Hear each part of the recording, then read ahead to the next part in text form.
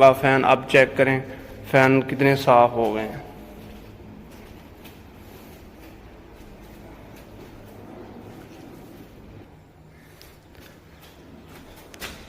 आपने पहले भी देखी होगी मोटरों, अब चेक करें हमारी मोटरों कितनी साफ हो गई हैं।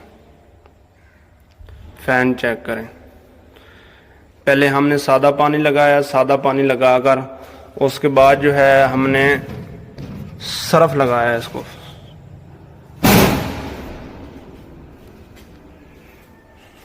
सब फैन इस तरीके हो गए साफ।